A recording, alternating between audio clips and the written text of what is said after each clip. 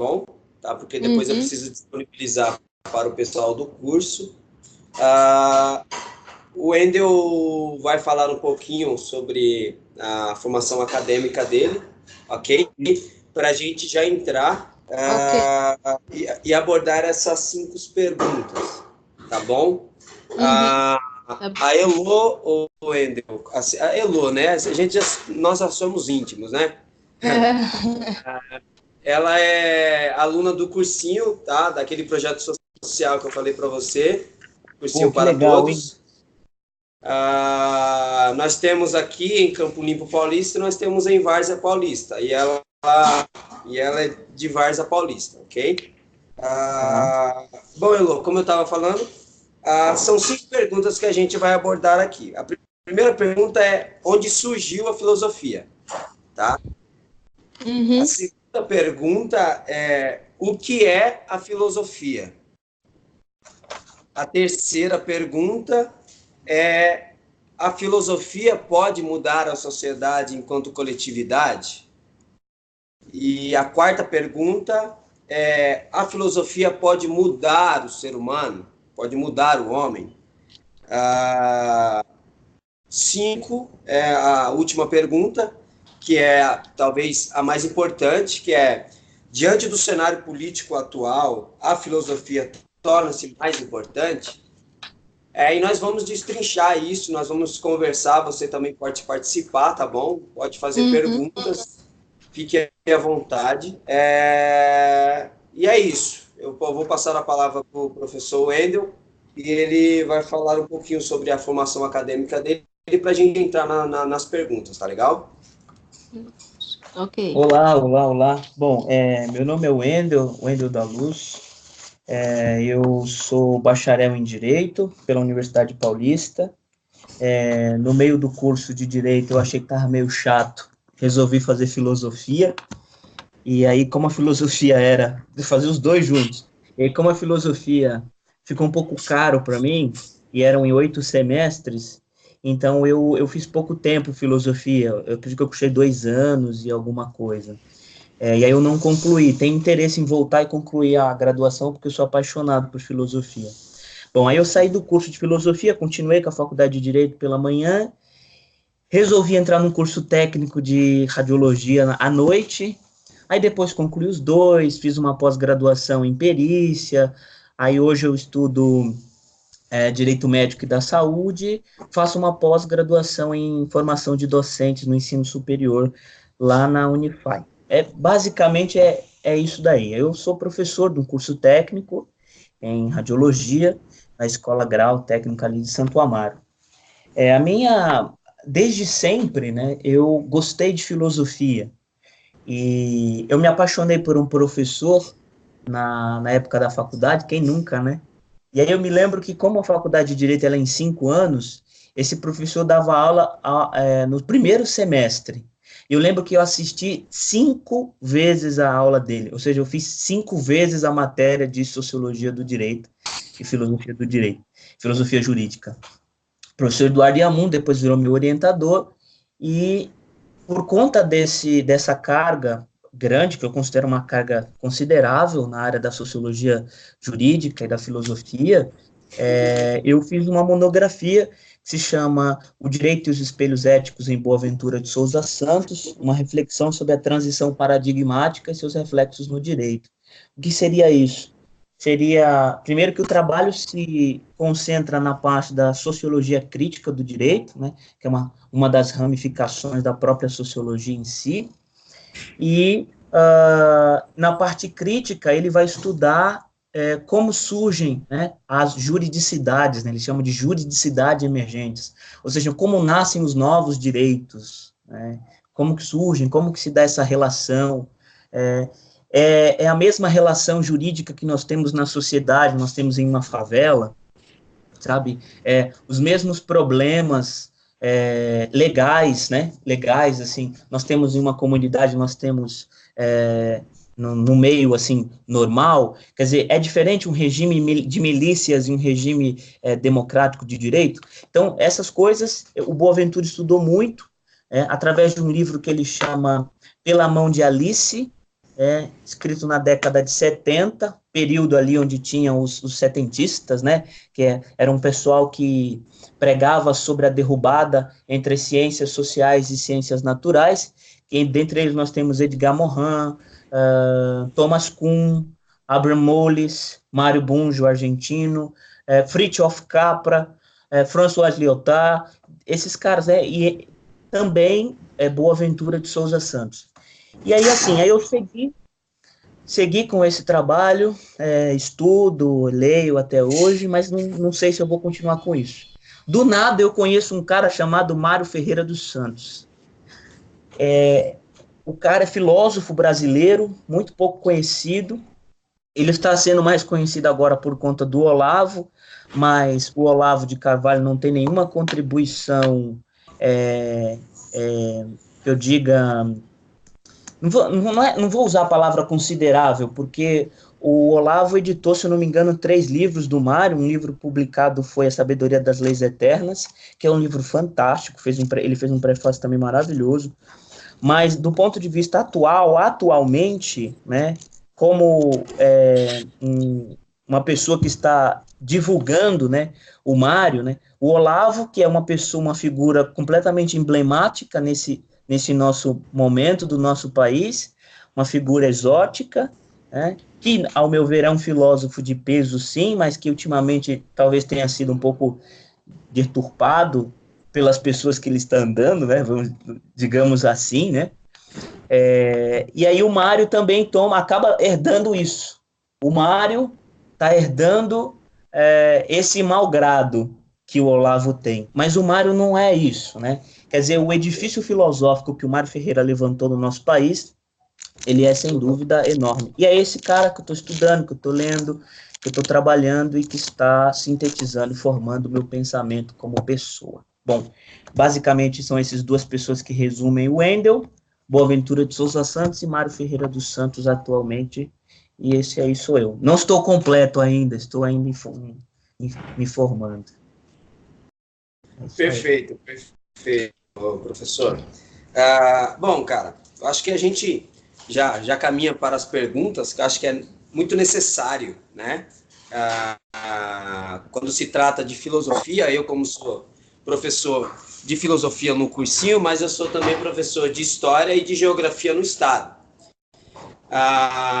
Então, faço parte do estado, eu convivo diariamente com os desafios que nós temos dentro de uma escola, e não apenas dentro de uma escola, mas na sociedade brasileira em si, tá?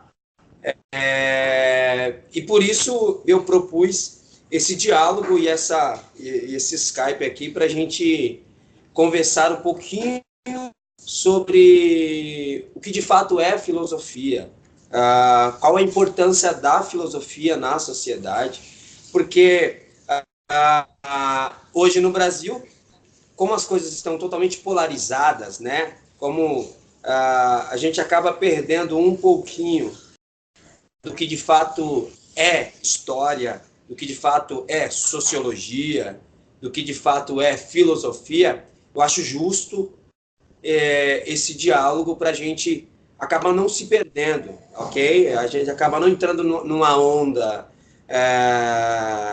que hoje assola o Brasil, certo? Que é uma onda anti-intelectual, e que nós possamos caminhar juntos aqui e contribuir para essa meninada toda que ainda sonha com o futuro, ok? O futuro para eles, como você disse para mim, quando eu comecei a dar aula no cursinho, a gente está lidando com os sonhos das pessoas, né? Então, a gente fala aqui com muita propriedade, muita seriedade. Então, já quero, de fato, já quero iniciar fazendo essa pergunta para você. Da onde surgiu a filosofia?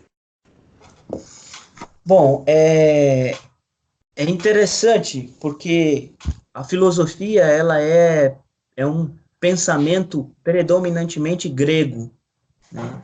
E quando eu digo isso, eu talvez já, de certa forma, caminho para a segunda pergunta, então eu vou abrir um parêntese né? Eu vou ficar aqui na onde surgiu, e depois eu explico qual é essa relação que nós temos aqui, quando eu digo que a filosofia ela é um pensamento predominantemente grego, para responder a segunda pergunta, o que ela é, tá? Mas vamos ficar na primeira, onde nasce a filosofia? Bom, a filosofia nasce na Grécia, no século IV a.C.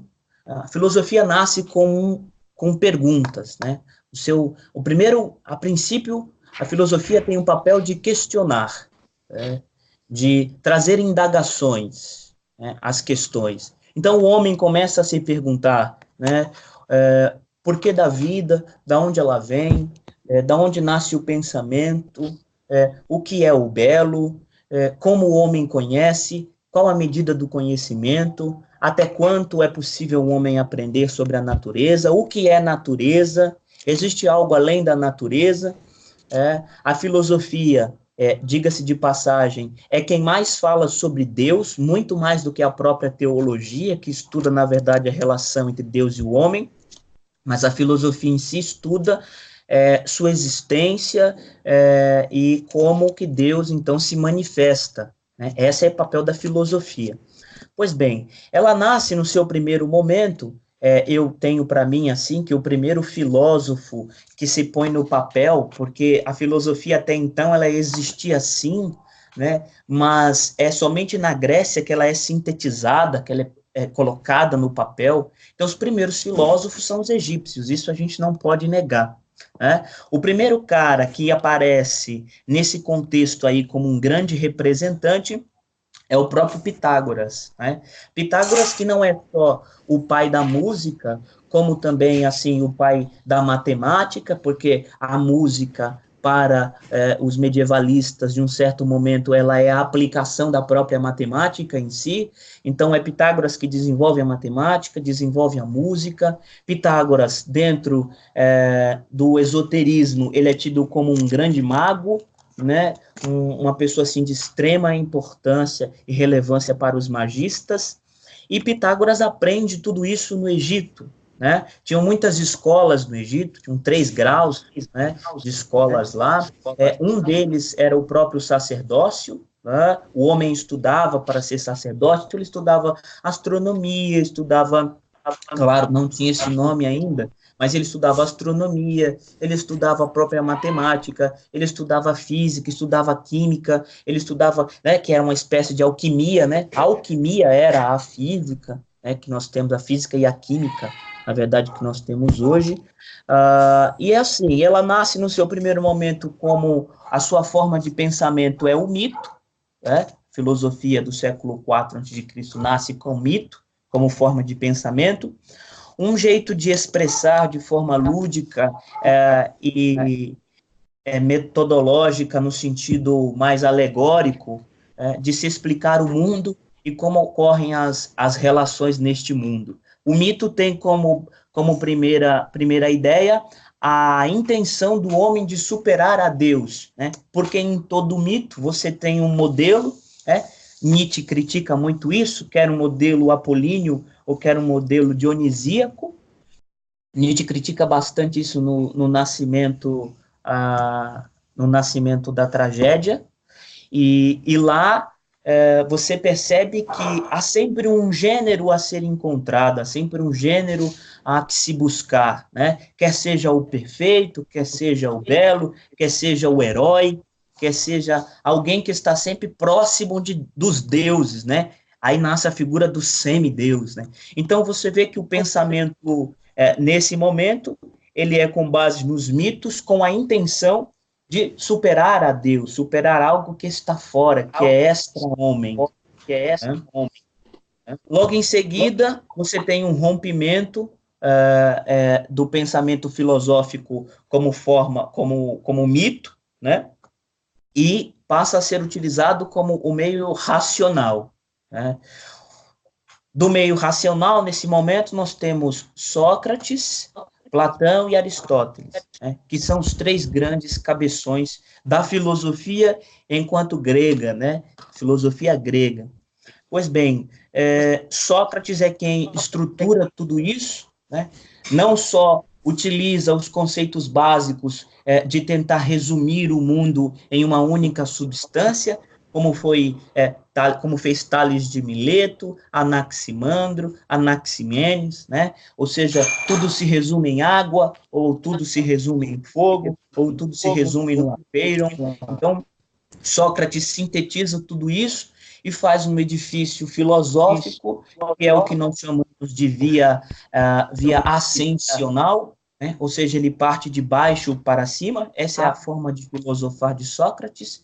Ele parte de baixo para cima, diferente de Platão, que ele utiliza a via descensional, que é a via de cima para baixo. Então, basicamente é isso. O que Platão diz é: existe um mundo das formas que está lá em cima, inacessível a nós, e quando nós, homens, temos que conhecer alguma coisa, acessamos esses conhecimentos, essas formas, através da razão. Né? Sócrates diz o oposto, ele diz que as coisas aqui estão e aqui são demonstradas, e para alcançarmos, então, as coisas como elas realmente são, né?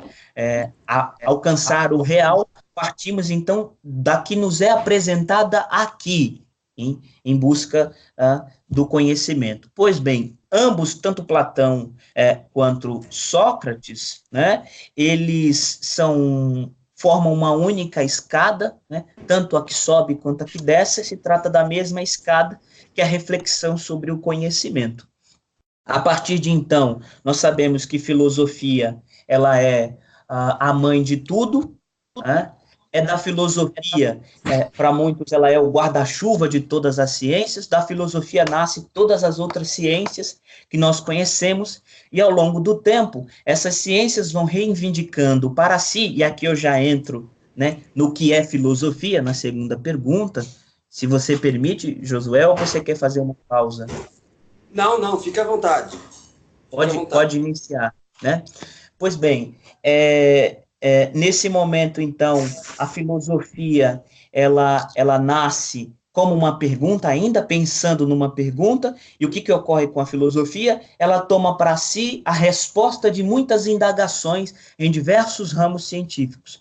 Com o passar dos anos, esses ramos vão reivindicando para si o direito e a legitimidade de dizer sobre aquele ramo científico, e assim como é, por exemplo, a física, como é a matemática, né, como é a própria música, como é a botânica, como é as artes plásticas, cada um vai tomando para si o direito de falar sobre a sua própria ciência, direito este que era da filosofia. Né? Então, eis o primeiro, assim, para a gente entender qual a importância da filosofia. Primeiro que ela está em tudo, porque ela é mãe guarda-chuva de todas as ciências, ela é base de todas as ciências. Em um curso de ciência de respeito, você se tem a primeira disciplina, que é filosofia da ciência. Um curso, ele é de respeito se ele tivesse a primeira disciplina, demonstrando para a pessoa o que é o conhecimento, da onde ele vem, o que é o conhecimento científico, né? Então, tudo isso está dentro da própria filosofia. Tá? Hoje, a filosofia, ela se compõe de 3 grandes perguntas, que é o que é o belo, né? Isso chamamos de estética, o que a vida precisa ter, ou o que os homens precisam fazer para ter uma vida boa, e a isso chamamos de ética, e o que é o conhecimento, né? A isso chamamos de epistemologia. Tá? Pois bem, eu tinha dito no início que filosofia era um pensamento predominantemente grego, e eu iria dizer por quê. Porque existem outras formas de pensamentos tão válidos quanto a própria filosofia. Hoje o que nós estudamos são apenas filósofos, e algumas pessoas, como por exemplo Averroes, Avicena, como por exemplo Confúcio, são tidos como filósofos, mas não são filósofos. Esses pensadores são intelectuais de uma determinada forma de pensar distinta da filosofia, porque a filosofia é predominantemente grega. Então, o que eu quero dizer com isso? Eu quero dizer, por exemplo, que o povo ameríndio brasileiro, como, por exemplo, os guaranis, eles têm uma forma de pensar, certo? E esta forma de pensar pode, de certa forma, se coincidirem, e é isto que o Mário chama de uma espécie de mateses, ou seja, todo conhecimento vai se desenrolando, se desenrolando, se desenrolando, até encontrar sabedorias eternas, conceitos apodíticos, ou seja, irrefutáveis, que não podem ser questionados e que são alcançados através da razão, partindo de qualquer forma de pensamento, né? Essa é a matesis megistes, né, que os pitagóricos pregavam. Pois bem, embora muitos desses pensamentos se assemelhem do ponto de vista lógico, e quando você vai abstraindo, abstraindo, abstraindo para se buscar a essência, a síntese, o resumo desse pensamento, eles, em suma, são diferentes em classe, em gênero e em grau, né? O pensamento ameríndio pensa diferente com relação à escola, por exemplo, diferente do que os orientais imaginam e diferente do que os ocidentais imaginam sobre escola. Já é o primeiro passo. Existem anagramas, e aqui se tivesse uma lousa eu iria demonstrar para vocês, porque, por exemplo, toda forma de pensamento nasce de uma língua, né? E toda a linguagem nasce de um símbolo, que nasce de um povo, que nasce de uma cultura, né? Não no sentido kantiano, que é superação ou modificação daquilo que é natural, mas cultura do sentido mais interação, né? Mais Levi-Strauss mesmo, mais interação entre os seres, né? Essa correlação entre eles, sem nenhum tipo de hierarquia, quer étnica ou nacionalista, né? De nacionalidade, né? Falando melhor assim. Então, esses pensamentos em si, eles têm um entendimento sobre o que é a escola e como é o processo de educação, com base na sua língua, com base no seu símbolo. Tá? Então, se nós temos para cada povo um determinado símbolo que representa alguma palavra, e que por mais que você traduza aquele anagrama como escola, não tem o mesmo significado de escola que tem para mim e para você. Né? É diferente. Então, você tem desde um significado como um significado do pensamento de Confúcio, por exemplo, que é uma espécie de ortogação do saber, é uma espécie de passagem de conhecimento, divisão do seu ti, divisão da sua energia interna, que é mais ou menos o que a gente consegue entender na formação dos samurais, né? Você olha para a formação do samurai, não é uma formação meramente teórica, meramente prática. Tem toda uma esfera moral, tem toda uma esfera ética, uma esfera religiosa, e que são equivalentes, né? Que são equivalentes, a ponto de a desonra ao mestre é desonra a mim e eu devo pagar com a minha vida. Isso não existe para nós. Não existe. Aqui, o aluno bate no professor e fica por isso mesmo. Né? Então, vejam, a diferença é drástica. Do pensamento dos povos ameríndios, eu não tenho muito conhecimento, mas até onde eu entendo, né, até onde vai aquilo que eu li e estudei, os povos ameríndios, e aí você tem uma distinção em cada povo tem um tipo de linguagem, cada povo, então, tem um tipo de símbolo, então, cada símbolo tem um significado e cada coisa representa uma coisa, são diferentes. Então, você tem o povo Guarani é de um jeito, o Tupinambá é de outro jeito, então, vocês começam a perceber que existem formas de pensamento, né? Pensamento iorubá é outra coisa. A África é formada de 52 países, nós temos pouco mais de 2.200 dialetos, sem contar as outras línguas, cada dialeto desse possui um símbolo, cada símbolo possui uma linguagem, quer seja escrita ou não, porque em alguns povos a linguagem ela é oral, né? E eis a maior dificuldade ainda de se traduzir ou interpretar aquilo que eles estão dizendo. Bom, tudo isso foi só para demonstrar que existem formas de pensamento tão válidas quanto a própria filosofia. Então, o que nós fazemos aqui hoje em dia é filosofia. Filosofia que é cartesiana, que é sistemática, que é divisão do conhecimento, que é fragmentação para entender, que é abstração. Tudo isso é a filosofia. Bom, eu vou parar por aqui que eu falo demais. Eu espero ter mais ou menos introduzido onde ela nasceu e o que é filosofia. É isso. Deixa eu só acrescentar aqui algumas questões, tá? Para os alunos não se perderem tanto, ok? Tá dando para me ouvir? Tá. Sim, Tá. sim. Então vamos. Perfeito. Renascimento cultural, século XIV, caminhando para o século XV, século XII, XIII, XIV ali, renascimento cultural, que é um resgate, correto? Tá? Por isso que a gente vai ter depois esses pensadores, né? Que a gente vai colocar Kant, vai colocar vários outros pensadores que vêm pós esse renascimento cultural, que é um resgate ao pensamento filosófico da Grécia Antiga, ok? Então, basicamente, o professor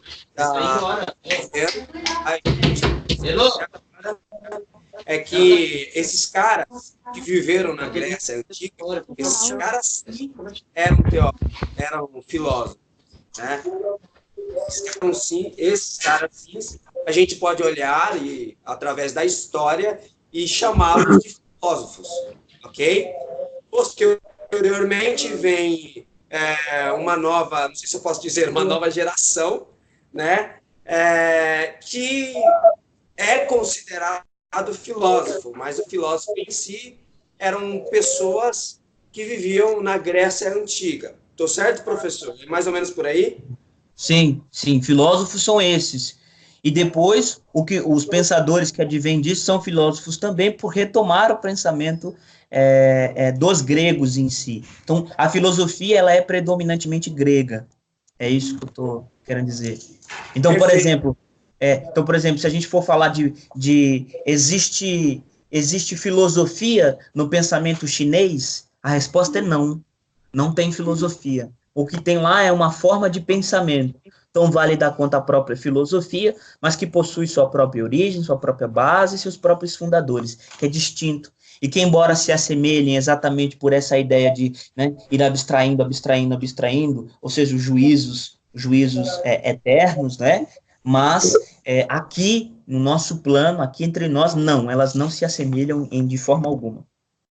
É interessante isso, porque se a gente pensar, eu não quero já entrar aqui na questão 5 da coisa, né? Mas se a gente pensar na sociedade atual, nós temos muita gente que é considerado como filósofo, né? Sim, na verdade existem dois tipos de filósofos, né? Existe o filósofo de formação, que é alguém que estudou, né? Fez licenciatura e bacharelado em filosofia, ele é tido como filósofo, né? Por uma questão acadêmica. E existe, de fato, o filósofo, que é o cara que, embora ele não tenha nenhuma formação, mas ele tem alguma contribuição para o pensamento, né? E esse cara é tido como filósofo. Claro que a gente não pode reduzir tudo a um mero academicismo, né? Até porque muitos dos filósofos que nós conhecemos hoje não tinham diploma de filosofia, tinham outras áreas de formação, mas que tiveram uma contribuição enorme para o pensamento filosófico. Então, são esses dois tipos de cara. Então, você pode ter um filósofo que não necessariamente estudou numa universidade, mas que tem alguma contribuição. Agora, o que ocorre é o seguinte, o que ocorre é que, às vezes, que tem caras que não têm nenhuma formação e também não contribuíram nada para o pensamento filosófico. E aí, esses caras são tidos como filósofos. Não são filósofos. Perfeito. Dá para me ouvir? Dá para ouvir, Vinícius? É interessante essa fala, não quero ser infeliz na minha fala, mas é interessante porque quando a gente observa essa questão da formação ou não, a formação em si ela abre caminhos para outras vias, mas também não quero entrar na questão da vocação, porque nós entendemos que uma pessoa que também ela não tem uma formação, como o Wendel acabou de falar, ela tem uma contribuição para um outro sentido. Mas, por exemplo, existe muito uma falta de equilíbrio e as pessoas subentendem-se que, por exemplo, uma pessoa que ela tem uma formação acadêmica, vamos pegar pedagogia, que tem alavanca para outra área, mas vamos pegar de exemplo, ela tem um peso maior na fala pela questão da formação, e não necessariamente uma pessoa que ela tem uma formação e um canudo, ela tem uma contribuição para alguma coisa, porque ela tem um título. mas a questão em si se baseia para outros ramos. Se eu tiver errado, vocês me corrijam, por favor, porque de tantas coisas que a gente anda lendo, que a gente vê por aí, a gente vê pessoas que, por exemplo, leu 1 ou 2 falas e já acha que, por exemplo, tem a capacidade de poder ser denominado como um filósofo, porque isso gera até uma pergunta: o que é um filósofo? O que é, por exemplo, um historiador? O que é um geógrafo? O que é um sociólogo? Então, são perguntas que precisam ser feitas e que as pessoas, elas querem a resposta, mas não querem se preparar para o questionamento. Eu acho que o principal de tudo e a raiz de tudo parte da pergunta. Quando eu pergunto, eu consigo trabalhar algumas questões, como, por exemplo, dentro da filosofia, que vai surgir aquela questão do que é o bem, o que é o mal, o que é o universo. São questões que vão existir que, se a gente não se para perguntar, fica uma coisa vaga. Então, acho que isso deveria ser também pensado, trabalhado, para a gente poder entender um pouco melhor. Perfeito, Vinícius. O que você acaba de falar agora, isso é muito pertinente. Essas perguntas são necessárias, cara. Eu lembro-me de uma aula que eu tive com a professora Ellen, e ela falou sobre o intelectual orgânico. É esse intelectual orgânico? É aquilo que eu e o Wendel, nós já conversamos muito. É o cara que não é da academia, mas é o cara que sabe da vida. O cara que sabe das ocorrências que ocorrem no dia a dia. Por exemplo, o Leonardo Boff, ele conta uma história interessante. Ele vai até um lugar isolado, um lugar de plantação, e ele vê um senhor arando a terra e ele desce do carro para ajudar o senhor arando a terra. Ele vai pegar a enxada do senhor e vai querer ajudá-lo, mas ele não consegue cortar a terra. Por quê? Sim. Leonardo Boff é um teólogo, ele é doutor em teologia. E naquela hora ali, quem é que estava sendo o doutor? O teólogo ou aquele cara que ara a terra e entende como arar a terra? Esse é o intelectual orgânico, digamos assim. O cara que conhece da vida, o cara que não é da academia, mas sabe como ninguém as coisas que ocorrem no dia a dia. Né? Tá dando para mim entender? Sim, eu vou tomar um gancho também. Você quer falar? Ela quer falar? Quer falar, Elô? Não, pode falar. Ela respirou assim, se você quiser falar, você fica à vontade. Bom, primeiro eu quero fazer uma correção aqui. Eu tinha dito que havia ascensional era socrática, né? Mas é um erro. Havia ascensional era aristotélica. Só para os alunos aí, depois o pessoal gosta de filosofia, falar, pô, o cara errou, pô, é básico. É básico, mas eu errei, desculpa. Tô tomando um antibiótico, eu tô meio maluco da toxoplasmose no olho. Bom, o que eu quero dizer é o seguinte, é que nós temos aí, então, uma distinção muito, muito interessante e que ainda toma na filosofia uma grande página do capítulo da filosofia, né, na forma do pensar humano, que é a diferença entre filosofia prática e filosofia abstrata, como a gente conhece, né, que é a abstração em si e que é a praticidade, né? Você vê que muitos de ambos os lados, eles pecam pelo seu extremo. Tanto a filosofia prática, que diz que é impossível o homem conhecer sem que tenha prática naquilo, sem que trabalhe, né? Quanto a própria filosofia enquanto abstrata, né? Ela também peca pelo extremo. Acredito que o caminho, e isso é muito discutido nas matérias de educação nas universidades, né? O caminho entre a prática e a teoria, né? Ou seja, a filosofia prática, a filosofia teórica, melhor dizendo, a filosofia abstrata, que é o que nós chamamos de teórica, né?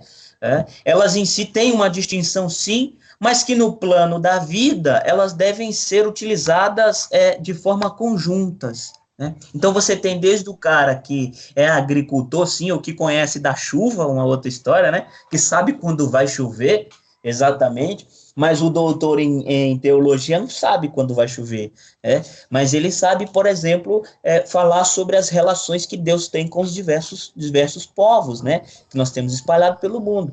E quando nós olhamos as duas pessoas, se olharmos a filosofia teórica do ponto de vista prático, ela é inferiorizada. Se olharmos a filosofia prática do ponto de vista teórico, a filosofia prática ela é inferiorizada. Isso é um erro, né? Ambas têm que caminhar junto, ou seja, tanto a própria abstração como a sua própria prática. Eu acho que é mais ou menos isso. E pensando um pouco na aplicação, já posso ir para a terceira pergunta?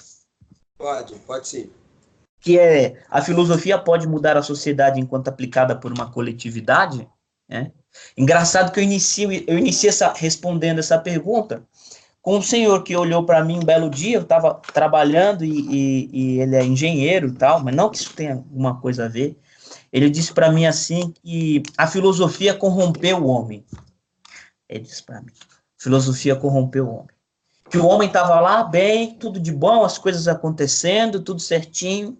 Veio a filosofia e corrompeu o homem, como se fosse uma espécie de serpente, retirando o homem enganando o homem, retirando ele do seu caminho. E aí eu fiquei muito bravo com isso, eu não quis responder. O que eu disse para ele foi assim, engraçado. Tem um livro, na verdade tem 2 livros, um que se chama Trivium e o outro Quadrivium, que era uma forma uma espécie de divisão escolar que nós tínhamos na Idade Média. Peraí, como é que chama os livros? Trivium e o Quadrivium. Beleza. Que foram adotados na Idade Média, enfim, mas que era uma forma de ensinamento grego. E aí eu disse para ele assim, engraçado, porque o jovem começava a estudar com 12 anos, né? Começava a estudar com 12, antes disso era uma espécie de educação doméstica, em casa, né? Depois dos 12 ele ingressava, aí ele estudava o Trivium, depois ele ia... se formava no Trivium com 21, 22 anos, estudava um Quadrivium. Aí eu disse para ele assim, engraçado porque quando o jovem estava formado para ingressar no Quadrivium, que aí ele ia escolher se ele ia ser advogado, se ele ia ser médico, se ele ia ser filósofo, né? Tinham essas classes assim. O cara que escolhesse ser, por exemplo, engenheiro, que era uma espécie de pedreiro, aí eu disse para ele assim, o engenheiro era uma espécie de pedreiro para eles, né? Engenheiro nem precisava estudar Quadrivium. Então, veja que o pensamento em si, ele era muito mais valorizado do que a própria praticidade da coisa. E aí o cara ficou meio assim desajeitado, porque ele é engenheiro elétrico, claro, uma faculdade extremamente difícil e tal, não estou menosprezando o cara, mas chegar ao ponto de dizer que filosofia corrompeu o homem, claro que não. Eu disse para ele que, primeiro, que o pensamento nasce na filosofia, pensamento enquanto grego, viu? Enquanto grego. Ele nasce na filosofia. Então, você não pode falar em nada, porque tudo advém de um pensamento sistemático, né? Cartesiano, tarará, fragmentado, sem que você utilize do pensamento. Então, eu já disse para ele, você só diz isso porque você foi introduzido em um pensamento, em uma forma de pensar. E esta forma de pensar, na nossa sociedade brasileira, é filosófica. Então, você está falando que a filosofia não corromper o homem, mas você fala isso de um ponto de vista filosófico. E aí ele já, ficou meio assim, à vontade. Desculpa te cortar. Você me fez lembrar, se eu não me engano, a filosofia ela é levada tão a sério que, se eu não me engano, é em Frankfurt ou na França, que para você fazer uma graduação em filosofia, primeiro você estudava direito, depois você fazia medicina, porque eles entendiam que a filosofia era um pensamento tão sério que, se você não tivesse uma preparação acadêmica antes disso, você não entenderia o pensamento filosófico. Sim. Sim. Até hoje, por exemplo, PhD. PhD que é o quê? Que é o doutor, né? É o doutorado. Por exemplo, nos Estados Unidos. Lá, o doutor é chamado de PhD. E o que significa PhD? Doutor em filosofia com PH. Ou seja, o doutor, quer seja doutor em botânica, doutor em medicina, doutor em engenharia, doutor em qualquer coisa, ele leva o título de PhD, doutor em filosofia. Então, vocês percebem a importância de eu deu-se o nome, deu-se o título de PhD, doutor em filosofia, ao cara que estuda uma determinada linha de pensamento até o seu estágio final. E qual é o seu estágio final? Filosofia. Então, para você ter noção da importância, né? Agora, o cara chegar e dizer que a filosofia corrompeu o homem, ele é infeliz, extremamente infeliz. Ele é uma pessoa mal amada, ele é uma pessoa mal vivida, ele não sei nem se pode ser considerado como um ser humano, uma pessoa que diz um negócio desse. Porque o cara que diz que a filosofia corrompeu o homem, primeiro que ele partiu do pressuposto de que o homem já era homem enquanto ser, sem pensar. Entende isso? Não dá, na minha cabeça não entra. Na minha cabeça não entra. Né? Quer dizer, toda aquela coisa do ser e o nada, toda aquela coisa do, né, quem é o homem, né? Toda aquela coisa de, peraí, nós temos liberdade ou não, né? Quer dizer, qual que é a diferença entre nós e os animais, né? Isso aí joga fora. Não, nós somos homens, né? Homens, seres feitos. É de uma infelicidade, é basicamente levar a gente a uma classe de Deus, né? Deus enquanto ser completo, que não precisa de nada, né? É aquela ideia que a gente sempre discutia, que dava treta, né? Que Deus não cresce, Deus não se move, Deus é. Quer dizer, porque Deus não muda. E Deus não muda por quê? Porque ele já é, ele não tem ponto de crescer, porque ele já é grande o suficiente, ele não tem. Deus não estuda, né? Que dirá Deus, se você tomar o pensamento como uma forma de encontrar algo melhor, ou seja, uma sucessão de superações, Deus também não pensa. Né? Uma sucessão de superações, como é a própria história, né? Aí a pergunta é, a história é uma sucessão de superações ou de esquecimentos, né? Então, peraí, Deus não faz história. Então já começa um monte de questões, você fala, então Deus não filosofa, peraí, Deus não pensa, Deus é. Deus é, completo, ponto. O cara está dizendo que nós somos, já nascemos prontos. Não dá, desculpa, na minha cabeça não consigo ir. Isso é muito, cara, isso é muito interessante, porque é o que eu tenho conversado com os meus alunos, né, do terceiro, eles estão no último ano, né, eles estão preocupados, né, no rumo que o Brasil tomou na educação, vão prestar o Enem, assim como a Elo, então, e eu sempre falo com eles, converso com eles, e eu tenho muitos alunos evangélicos. Tenho bastante alunos evangélicos. Aliás, eu vou mostrar para vocês. Só um minutinho. Um dos meus alunos me emprestou um livro, porque ele pensou que eu era ateu. Né? Então, ele me emprestou um livro. Só para constar, todo mundo aqui é religioso, viu? Todo mundo aqui é religioso, ninguém é ateu aqui. Quem que é o aluno aí? Deixa eu ver. Em defesa da fé. Em defesa da fé. Nossa.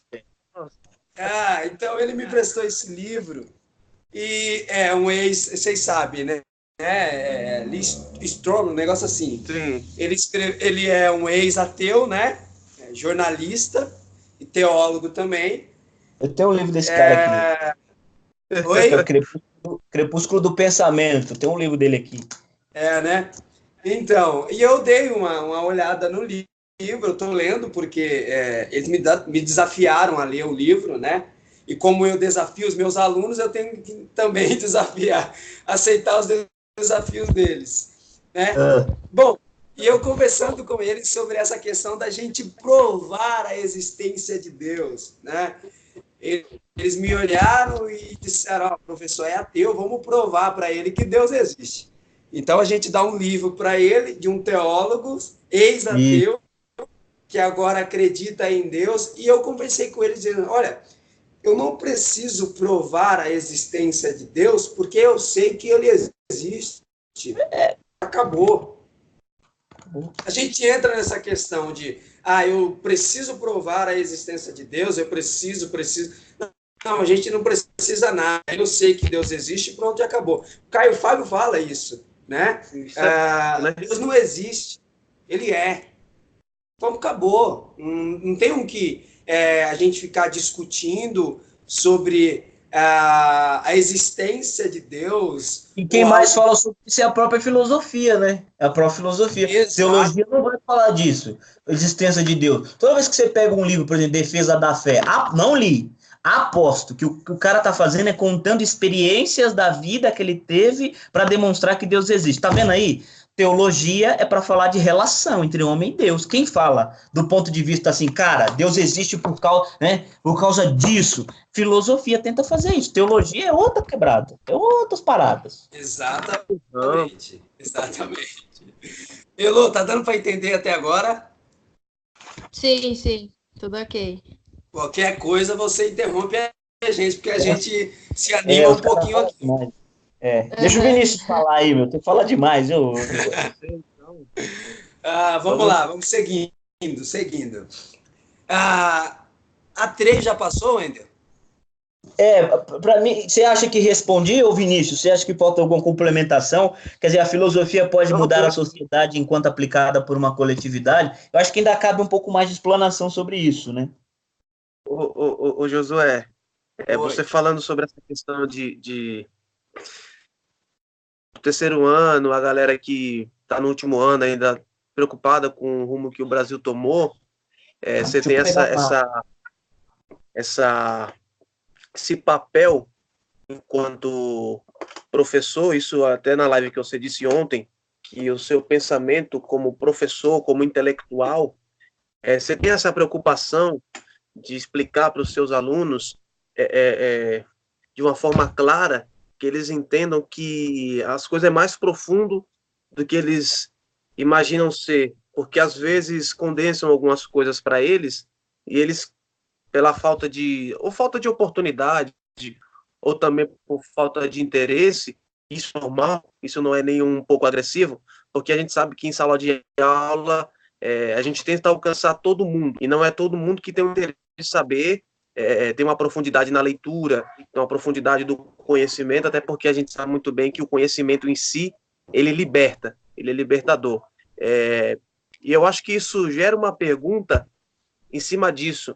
Como é que você consegue desenvolver e percebeu esse desafio de trabalhar com alunos que, por exemplo, você sabe que tem uma dificuldade intelectual para poder desenvolver algumas coisas, porque a gente sabe perfeitamente que quando se trata de relação de professor e aluno, alguns alunos entendem que quando a gente começa a explicar algumas coisas, eles acham que isso é uma questão cafona, ou que você está querendo ser acima do bem e do mal. Quando foi que você encontrou esse caminho para poder encontrar uma relação entre aluno e professor e fazer eles começarem a pensar? Porque a gente acompanha você na rede social e a gente percebe que os seus alunos, de uma maneira bem espontânea, eles conseguem entender a aula que você dá. Cara, ser professor é um desafio gigantesco. Ainda mais ser professor em escola pública, tá? Por quê? Começando pelo sucateamento das escolas, tá? Começando pela maneira que as escolas se encontram, certo? Você não tem segurança, e a título de exemplo é o que aconteceu, acho que foi em Suzano, né? Que aconteceu do rapaz ter entrado dentro da escola e ter matado alguns alunos. Nós não temos segurança, ok? Tá? Então, há uma preocupação que gira em torno disso também. Agora, no que tange ao saber, Vinícius, cara, eu conversava com o Wendel essa semana e nós falávamos sobre... Ele citou aqui, só para os alunos que vão assistir esses vídeos depois, e a Elô também, não ficar viajando aí, ele citou Nietzsche, que é um filósofo alemão do século XIX, ok? Nietzsche fala sobre uma vontade de potência, né, Wendel, que a gente conversou essa semana, a vontade de potência, que é, não sei, o ápice da felicidade, e eu penso que a minha vontade de potência, o ápice da felicidade do Josué é eu em sala de aula, tá? Em sala de aula eu encontrei a felicidade, digamos assim. E por ter encontrado essa felicidade, eu procuro compreender e perceber os meus alunos. Para vocês terem uma noção, a 3, eu e o Wender, a gente conversa muito sobre isso. Tem maneira de avaliação do Estado, tá? Conceitual, atitudinal e procedimental. 3 maneiras que nós precisamos avaliar os nossos alunos. E dentro dessas 3 avaliações, existe aquela que nós percebemos o aluno como gente, como pessoas. Não apenas alunos que se debruçam sobre conteúdos, decoram, aprendem de fato, mas perceber o aluno como pessoa também, o emocional do aluno. A título de exemplo, eu dei uma atividade para o 8º ano do ensino médio, do ensino fundamental, falando sobre a atmosfera. Exemplo, rapidinho, já a gente volta na filosofia, para a gente não se perder tanto. Isso aqui, tá dando para ver? Isso aqui é o planeta Terra, ok? Sim. Esse é o planeta Terra. E ao redor do planeta Terra, nós temos a atmosfera, certo? A atmosfera se divide em 5 camadas, ok?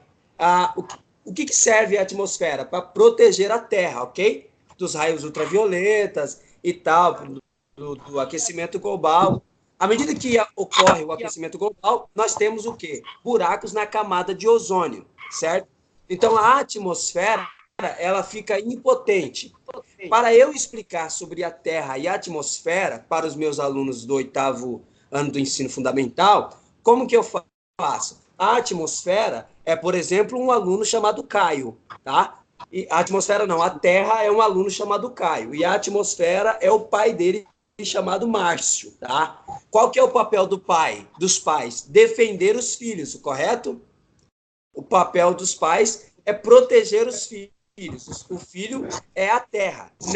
Nessa atividade, eu trabalho não apenas o conteúdo, mas o emocional da pessoa, do aluno. Entende? Porque ele percebe que o pai serve também para protegê-lo. Toda vez que eu for falar sobre a atmosfera e o planeta Terra, ele automaticamente vai associar a sua família como a atmosfera que precisa protegê-lo. Deu para entender? Então, legal, hein? O que eu faço nas minhas aulas? A minha metodologia, eu tento trabalhar o conteúdo e o emocional também, certo? Porque, assim, aquele texto que você me mandou uma vez, Vinícius, que eu tenho ele pregado na tábua do meu coração, do Rubem Alves. Existem escolas que são asas e escolas que são gaiolas. E eu penso que também existem professores que são gaiolas e professores que ajudam o aluno a voar, certo? Mas, agora a gente voltando para a questão filosófica da coisa, diante do cenário político atual, existem muitos professores que estão há 15, há 20, há 30 anos no Estado dando aula, que perderam totalmente o tesão de dar aula, de ensinar, ok? Cabe a nós, professores que estamos entrando agora no corpo docente, animar os alunos, perceber que o nosso colega professor se cansou, porque ele é ser humano, ele está dando soco na ponta da faca há 20 anos e as coisas não mudam. E o papel nosso, que estamos entrando agora, é também correr, certo? A todo vapor, a fim de que nós não... Uma passagem de bastão, né? Oi? É uma passagem de bastão, né? Isso, exatamente, é uma passagem de bastão, cara. E nós que temos todo o vigor agora, pode ser que daqui 20 anos, dando aula em escola pública, vendo o cenário político atual, a mesma coisa, talvez a gente chegue outro e a gente também passe o bastão, infelizmente. Mas vamos voltar aqui?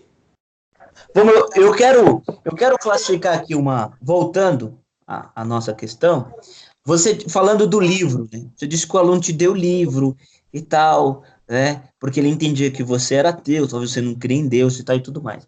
Eu quero tomar aqui uma palavra de Cristo, né? De Jesus, né? Jesus disse assim: conhecereis a verdade e a verdade vos libertará, né? E aí a primeira questão que vem é: de que verdade Jesus falava?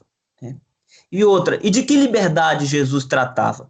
Então, peraí. Então, Jesus não está falando de toda a verdade. E Jesus também não está falando de toda a liberdade em si. Quando essa frase ela é utilizada no contexto negativo, por exemplo, pela nossa ministra, né, excelentíssima Damares, quando ela é utilizada no sentido de que a verdade é aquilo que está na Bíblia, ela erra muito, profundamente.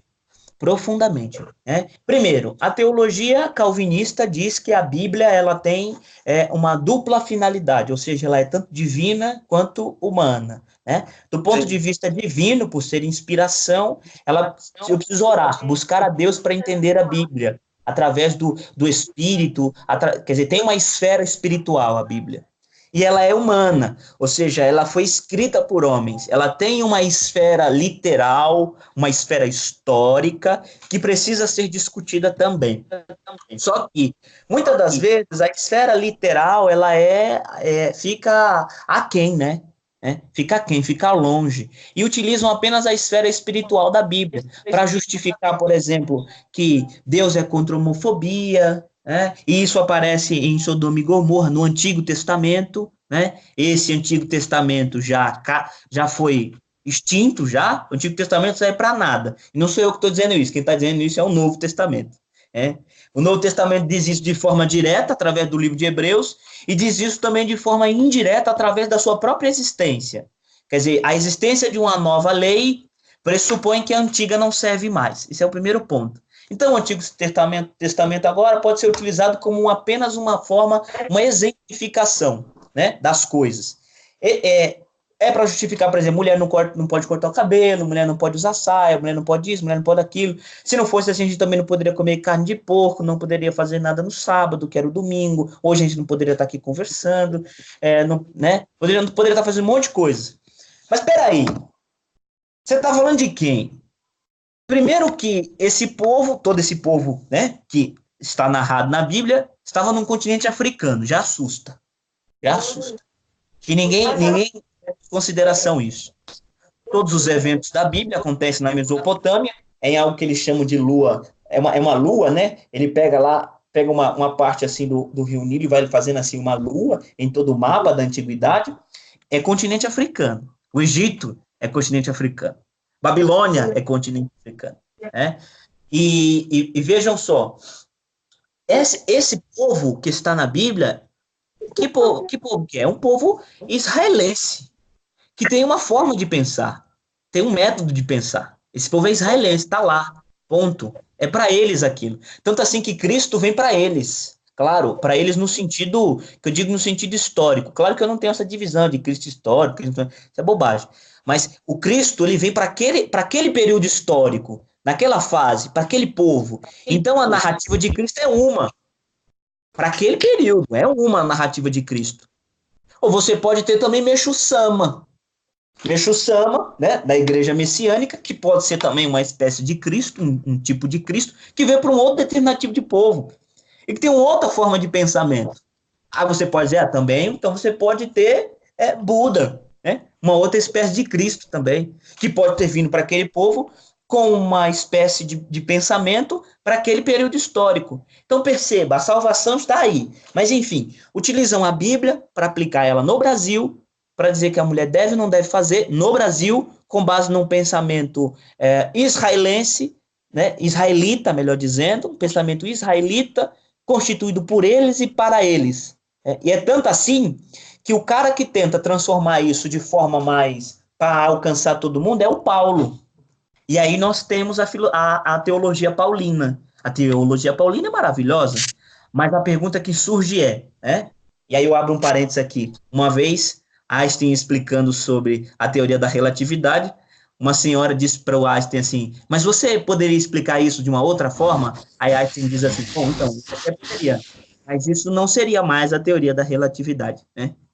Fechando parênteses. Então, o que eu quero dizer com isso? Eu quero dizer que se você pegar aquele que Cristo disse, toda a obra de Cristo, tentar explicar ela, sintetizar ela, como Paulo fez, criando doutrinas, a doutrina do espírito, a própria doutrina, a liturgia do culto, toda a angiologia, pneumatologia, todas essas doutrinas que são importantíssimas para a gente, quem fez isso foi Paulo. Quando Paulo tenta fazer isso, a pergunta filosófica que surge mas peraí, isso ainda é cristianismo enquanto fala de Cristo? É cristianismo enquanto o que nós conhecemos hoje, mas é cristianismo enquanto fala de Cristo? Ou é diferente? Claro, eu estou falando isso aqui do ponto de vista filosófico, mas enfim. Então, Wendel, o que você está dizendo? Você está dizendo que a gente não tem que seguir a Deus, não tem que seguir preceitos cristãos? Não. Aí entra mais uma vez a filosofia. Tem um homem chamado Augusto Comte Spoliville, ele tem alguns livros, um deles se chama Pequeno Tratado das Grandes Virtudes, Spoliville é ateu, e ele diz que é possível uma ética cristã sem Deus. Uma ética cristã sem Deus. Que seria o quê? É uma ética onde você tem o amor sim pelo próximo, como Cristo pregou, tem tudo isso, lindo, maravilhoso. Só que você não tem uma figura extra-homem que está lá para te julgar. Somos julgados aqui mesmo pelas nossas leis, pelas nossas atitudes. E que essa ideia de salvação, no fundo, é uma forma do homem tentar dizer que ele não é uma ameba, que ele não é um bosta. Desculpa a palavra, né? Então, é mais ou menos isso. Eu peço desculpas assim se eu ofendi alguém do ponto de vista religioso, mas a verdade vos libertará. É interessante, acho que foi muito legal você abordar essa questão, né? Porque nós estamos falando do cristianismo, correto? Nós temos uma cultura eurocêntrica, ok? É o que eu tentei conversar na live que o Vinícius assistiu com o pessoal. Nós temos uma cultura eurocêntrica, tá? Os portugueses cristãos chegaram no Brasil, tá? Colonizaram o Brasil, mataram os indígenas em nome de Deus, ok? Desculpa, rezaram a missa para iniciar a caça ao povo tupi. Exatamente, exatamente. Aliás, tem uma frase do Desmond Tutu, quando os portugueses chegaram na África, ele diz assim, olha, quando eles chegaram, nós tínhamos a terra e eles tinham uma Bíblia. Eles nos deram a Bíblia e disseram-nos, vamos orar. Nós fechamos os olhos e quando nós abrimos os olhos, nós aqui estávamos com a Bíblia e eles que estavam com a terra. Sim. Foi basicamente isso. O que eu tento conversar com o pessoal, que se nós não tivéssemos nascido aqui, tá?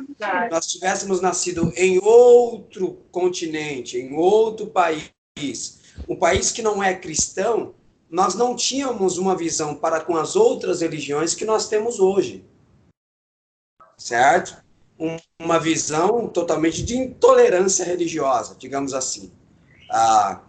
Então, partindo aqui, aliás, isso já cabe, né, Wendel, para a quarta pergunta, né? Se a filosofia pode mudar o homem. Deixa o Vinícius falar aí, meu. A gente tá falando demais. Deixa o cara falar, meu. Pode falar. Vou ouvindo vocês e vou falando.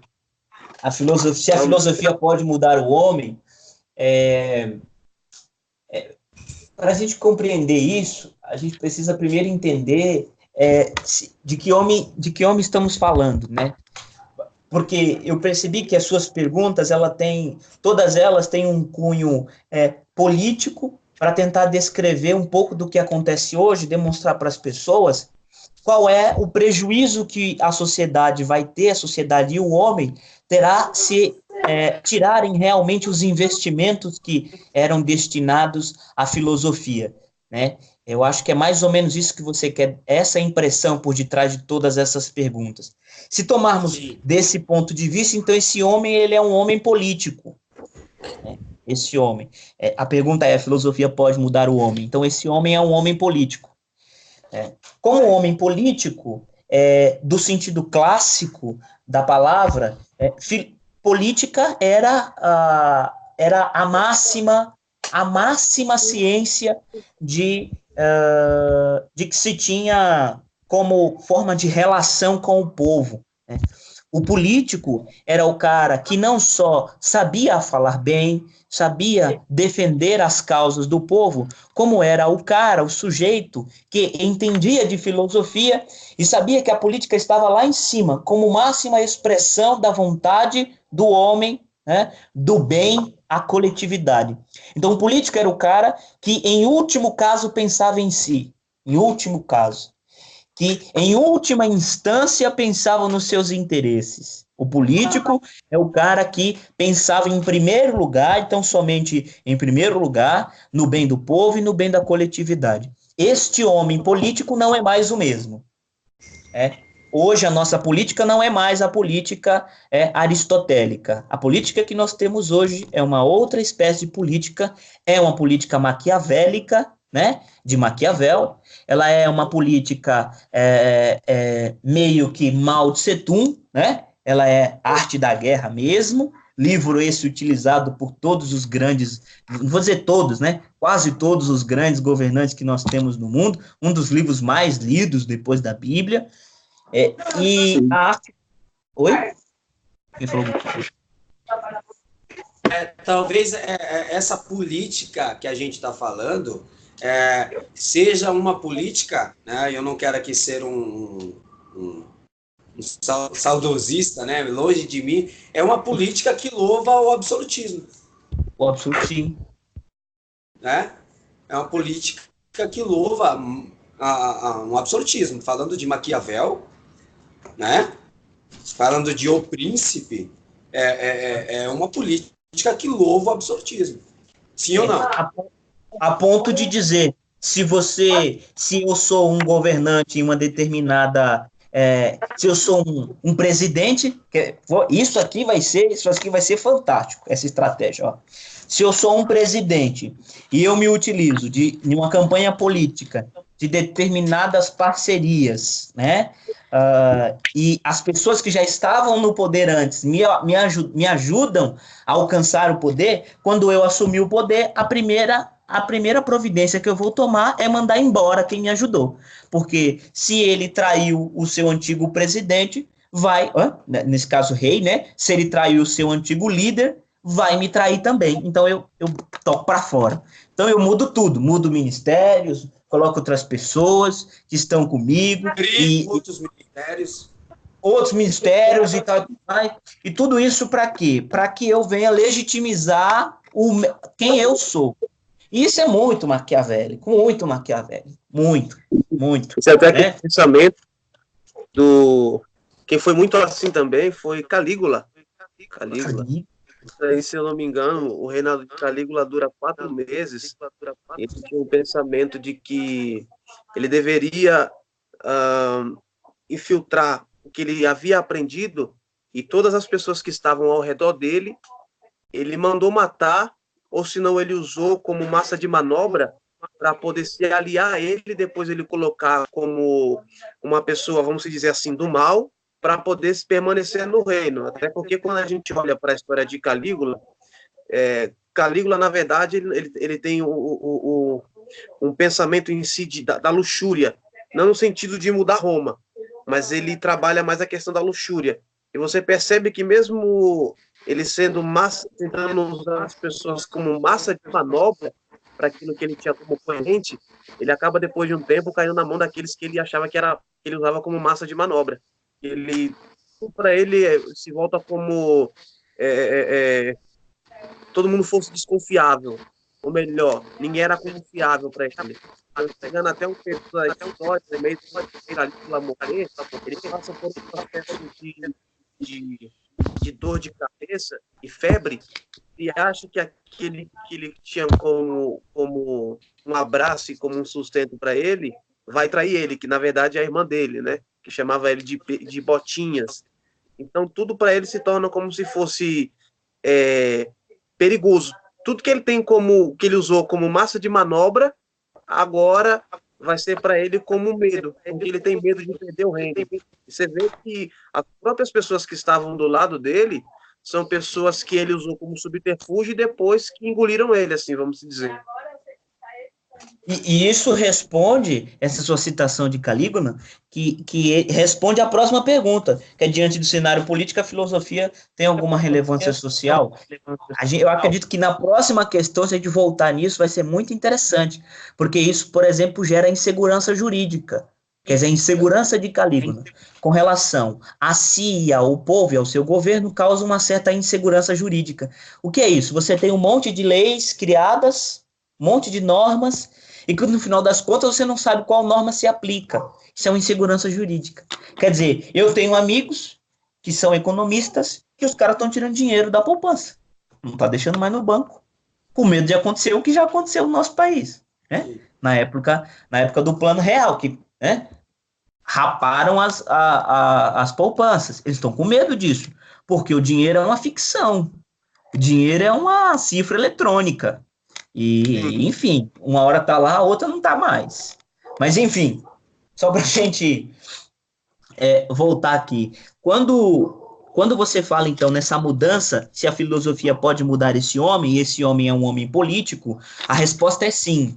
A filosofia pode mudar esse homem enquanto homem político, se tomarmos a filosofia do ponto de vista ético. Né? É ético aquilo que os nossos governantes estão fazendo? Tem um livro maravilhoso do Clóvis de Barros Filho que se chama Todos Somos Canalhas. Né? Ele está até aqui, vou pegar ele, que eu vou mostrar que esse livro vale a pena. Clovinhos. Clovinhos é o meu ateu favorito. Seu ateu favorito? Moderno, né? Moderno. Moderno é o meu ateu favorito. Eu acho que cabe-nos a pergunta aqui, já que nós entramos na questão da ética, questão da moral, cabe-nos a pergunta aqui, o que é moral e o que é ética, né? Só para os alunos, eu já dei ética, já dei moral, já dei uma aula sobre ética e moral para eles, mas só para eles não ficarem viajando, eles não ficarem viajando depois, cabe-nos a pergunta aqui, o que é ética? O que é moral? Então, o nome do livro eu errei, Somos Todos Canalhas. Clóvis de Barros Filho. Perfeito. Somos todos canalhas. O que o Clóvis vai dizer é o seguinte, ele vai dizer que canalice é uma conduta, que não é uma forma de vida, que para que eu diga que alguém é canalha, ela necessitava ser canalha desde o instante em que nasceu até sua morte.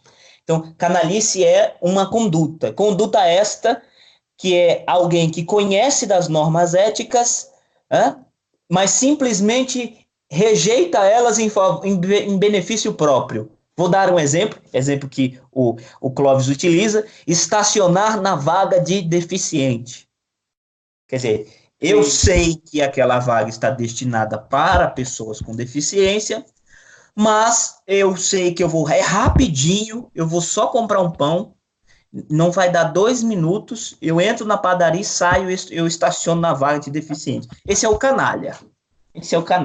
Outro exemplo que ele dá no programa do Jô, que é maravilhoso, a entrevista que ele dá, é alguém que acorda no meio da noite, com uma dor de barriga terrível, vai no banheiro, faz o número 2, não acha o papel higiênico, e ele procura, não acha, tá todo mundo dormindo, ele não quer fazer barulho, e aí ele vê a toalha perto da pia, ele pega a toalha, se limpa, com medo de jogar dentro do cesto de roupa para a mulher não brigar, ele dobra a toalha e coloca no mesmo lugar. De manhã, a mulher dele acorda, escova os dentes, lava o rosto e vai limpar o rosto com a mesma toalha. Canalha.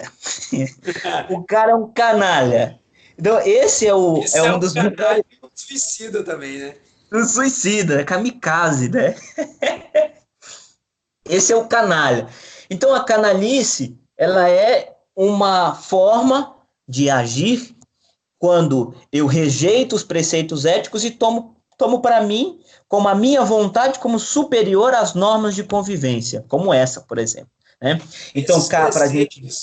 Só para eu acrescentar, esses preceitos éticos, a gente pode chamar de moral, que é o conjunto de regras, ok? Que rege uma sociedade. Sim. Sim, isso mesmo. Perfeito? A distinção entre ética e moral é exatamente essa. É que a moral, ela é de fato, ela é um conjunto de regras, mas tido por um determinado grupo, ou seja, cada grupo tem sua moral, os skinheads têm sua moral, os nazistas têm sua moral, todo mundo tem sua moral, né? Os xenofóbicos, os homofóbicos, os preconceituosos, todo mundo tem sua moral, que é um conjunto de regras dita para aquele grupo e que aquele grupo segue aquele conjunto de regras pré-estabelecidas. Ética, de fato, já é um pouco mais abrangente, né? Ética é um conjunto de regras de convivência, ou seja, o que eu preciso fazer para que a minha vida seja boa e a vida do próximo também seja boa, né? Então, na ética... Em suma, é a maneira com que eu vou interpretar esse conjunto de regras que é a moral. Perfeito, é isso. Exatamente isso. Então, você tem a moral aqui embaixo, como um conjunto de regras de determinados grupos, tem várias morais, e você tem uma ética, que é, então, a interpretação, como você disse, a interpretação, já pensando no plano de vista social, como eu aplico essas regras, para que seja bom para todo mundo.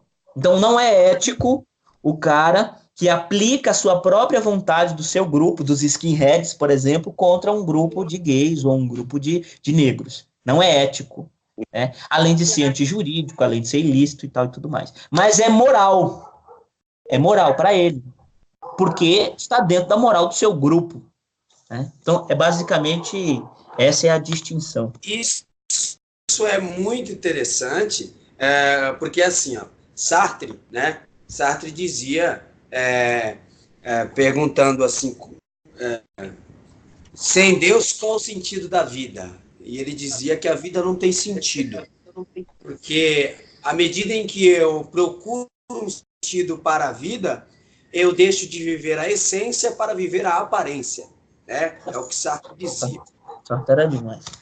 No entanto, à medida em que eu não tenho um sentido para a vida, eu não tenho um modelo, eu crio o meu próprio sentido e o meu próprio modelo de vida, né? Acho que cabe isso aí que você acaba de dizer, vários grupos têm sua moral, né? Porque eles criaram para si um conjunto de regras que cabia a eles mesmos. Mas toda moral é ética? Nem sempre. Mas toda ética é moral. E aí uma outra pergunta, toda ética é jurídica ou no ponto de vista legal, né? Então, toda ética é legal? Né? Ou toda legalidade é ética? Nem sempre também, nem sempre. Nós temos no direito algo que se chama direito consuetudinário, que é o que nasce da ética, é o que nasce da convivência, das experiências éticas da sociedade, se torna como direito. Quer ver um exemplo disso? Nós temos no Código Penal que a lesão corporal, certo? Lesão corporal. Sim. Se não me engano, artigo 129, se não me engano, do Código Penal. Lesão corporal. Quando eu pego o meu filho recém-nascido e eu furo a sua orelha, colocando um brinco, isso é lesão corporal. Eu estou lesionando a pessoa, ser vivo da criança. Mas a sociedade já entendeu que furar o brinco do recém-nascido não é lesão corporal. Então, muda a interpretação que nós temos da lei, do legal, de acordo com aquilo que é ético, ou seja, aquilo que é tomado como forma de convivência na sociedade. Daqui a pouco a gente vai passar a entender que corrupção é legal. Por quê? Porque parece que as pessoas estão dizendo que conviver e da forma que convivem com base na corrupção é uma forma ética de ser.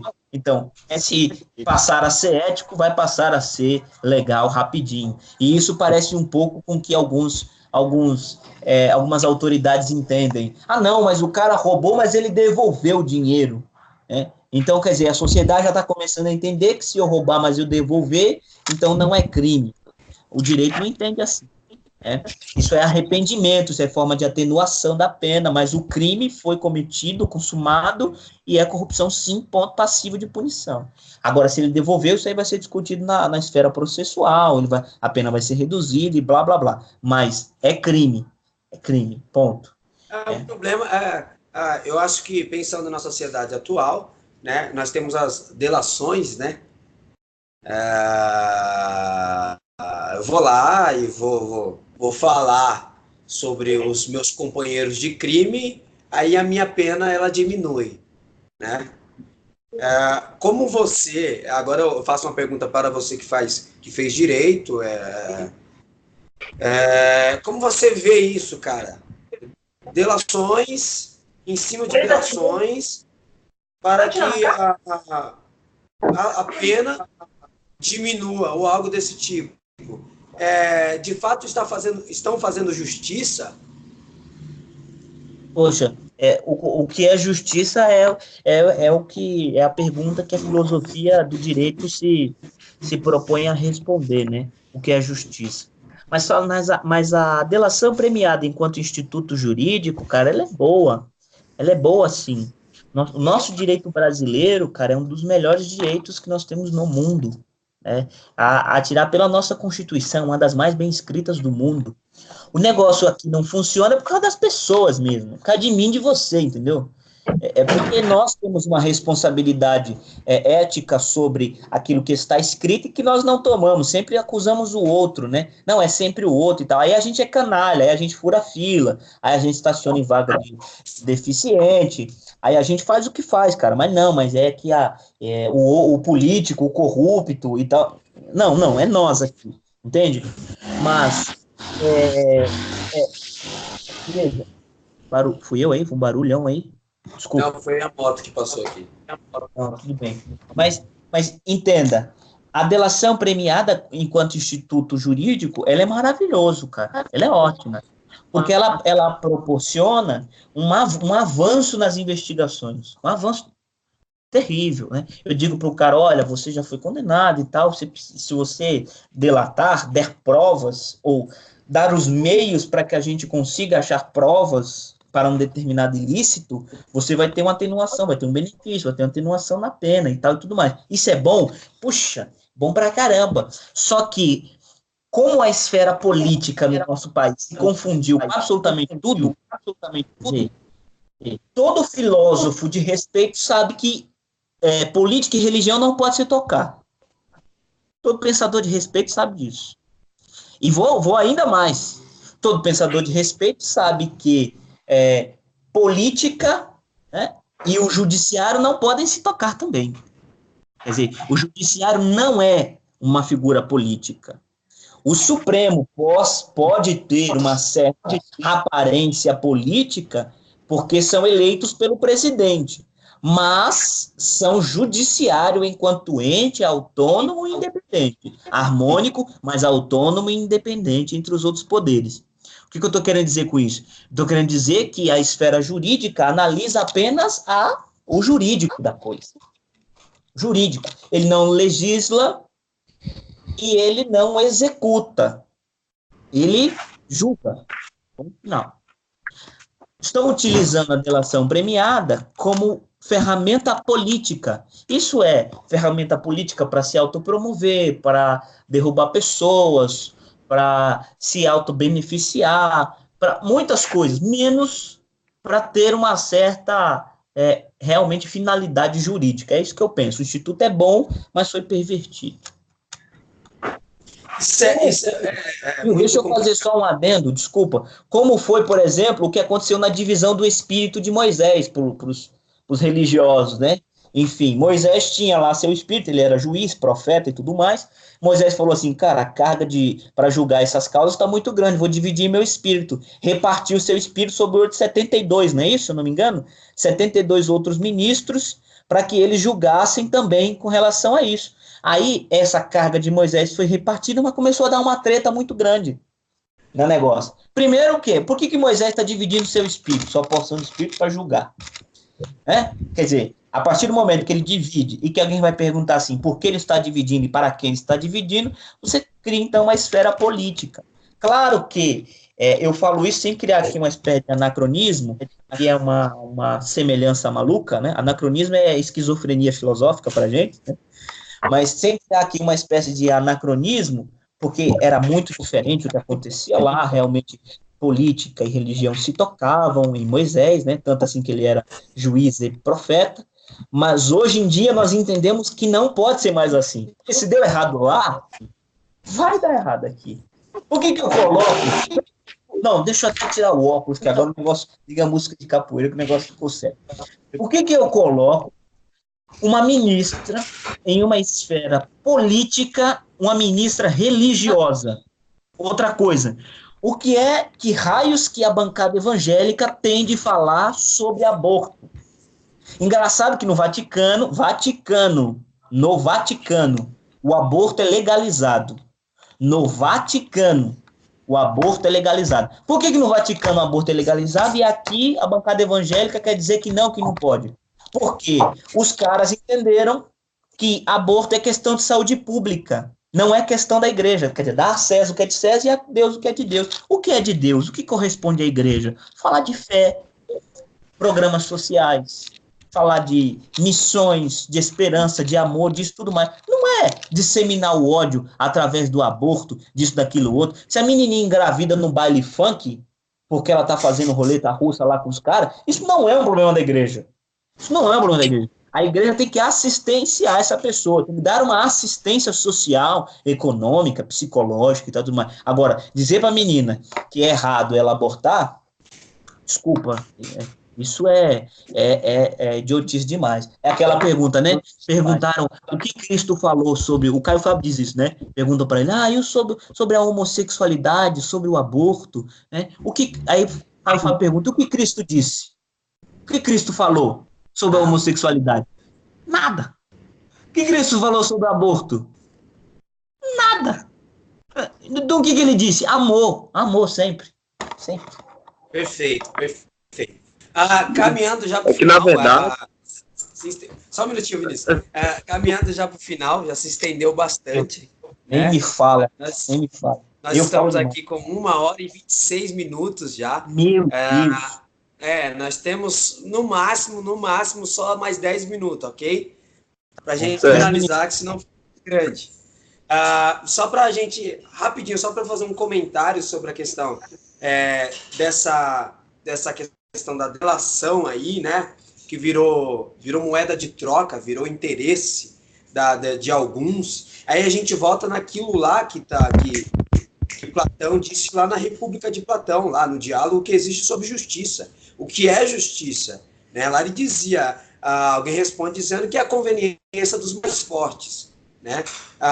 E hoje o que é justiça? De fato continua sendo, na ótica deles, ok? A conveniência dos mais fortes, ok? Como é que eu faço justiça na sociedade brasileira? Só tenho justiça, a interpretação que eu tenho de justiça é a partir daquilo que eu tenho, ok? A partir do capital, do bem social que eu tenho na sociedade brasileira. Ok? Sim. Okay. E os regimes utópicos não gostam de advogados, viu? Lá, Thomas Morris, né? Não gosta de advogados. Exatamente por isso. Exatamente. Então vamos aqui finalizar. Fala, Vinícius.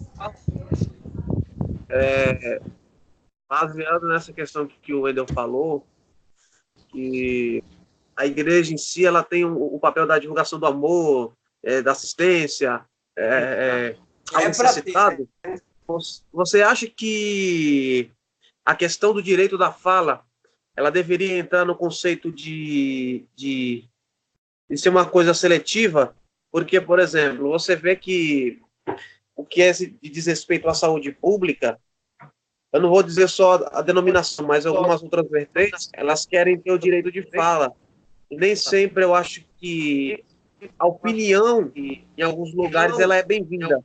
Não no sentido voltado para o mal, mas eu acho que é incoerente, às vezes, algumas opiniões alheias, no sentido assim, a questão do aborto.